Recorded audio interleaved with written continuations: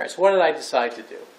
Well, I could go vintage, buy something that's good in my price range, but anything can happen to it. You know, these tables are 30 years old, 40 years old. They need maintenance. Parts go bad on them. I mean, I had to recap the entire Sansui motor, and I still have a speed issue. 1200's out of my price range. The Technics 1200, and they're sold in pairs usually because the DJs use them. So I'd have to buy two and then sell one. A lot more cash outlay. I didn't want to do that. So the new route, the music hall USB, iffy about that. I know it's made in, I think, China, and they just slapped their name on it. Same with the Project Expression, I think. And they are tied to one cart. You can't change the cart on the Project Expression, from what I understand.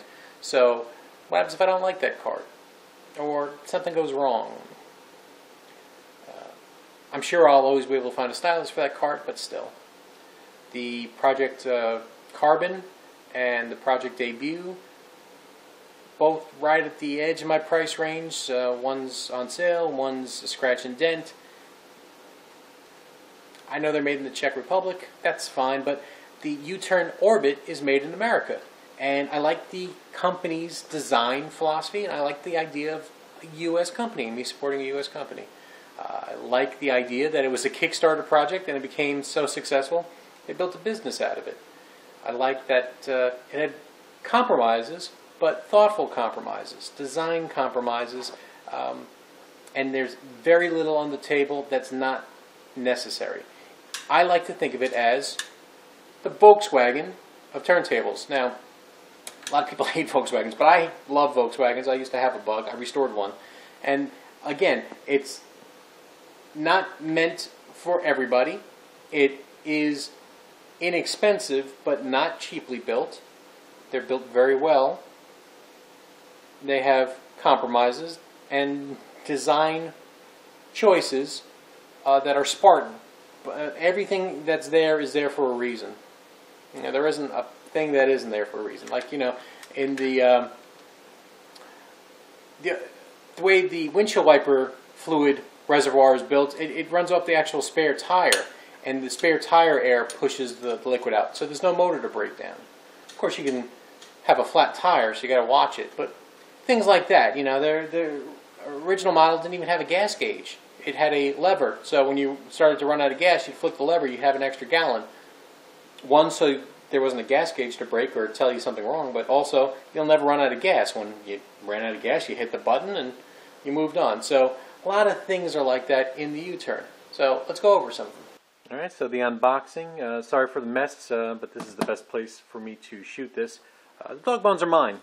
You know, we're into some kind of kinky play here at the farm.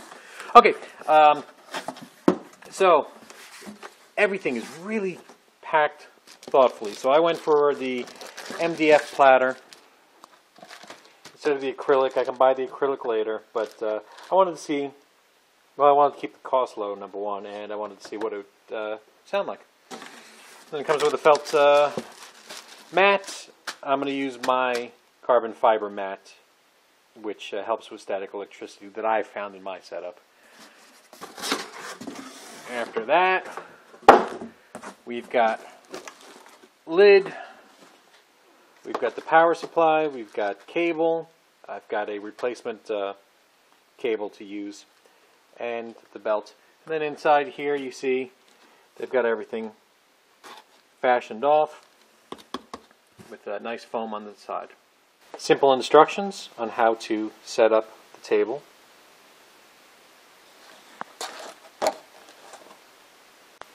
It's just a simple on-off switch. So there's the bearing for the spindle. See the motor over here? It's got some built-in vibration dampening. There's the Grado Black cartridge already pre-installed and mounted and set up correctly already. Now, a lot of people worry about there not being anti-skate on this tone arm, but apparently the slung counterweight is anti-skate's not necessary with that design. I don't know if that's true or not, but lots of classic tables are missing an anti-skate. So yeah, we'll see how that really works out in real life.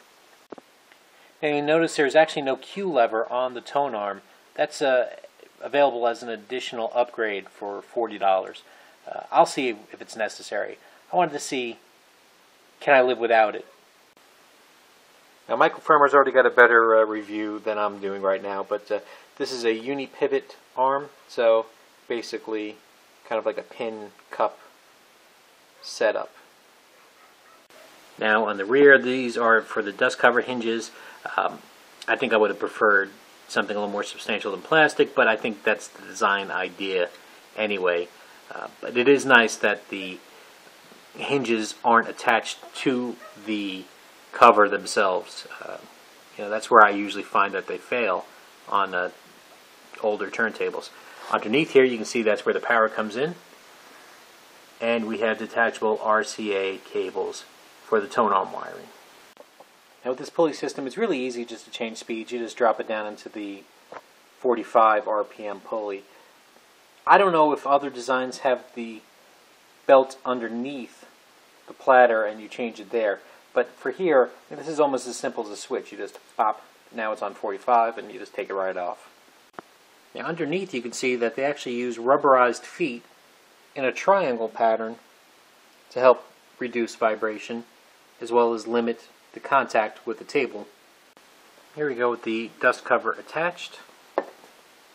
Now, one thing about the Grado Black is they're kind of known to be susceptible to hum, but often the reason is that they pick up the hum underneath the spindle where a direct drive motor would be. Since the motor is all the way over there, this cartridge setup with this table apparently does not have that issue. Eureka! Alright, Lily.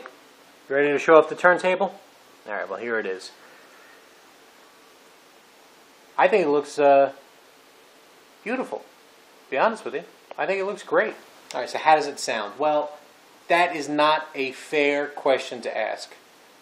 Because, one, it's a different cartridge than I had on before. And I'm not going to go through the trouble of taking the old cartridge off, the old turntable, and putting it on this to see exactly what it sounds like. Plus, by the time I do that, my audio memory is going to be messed up.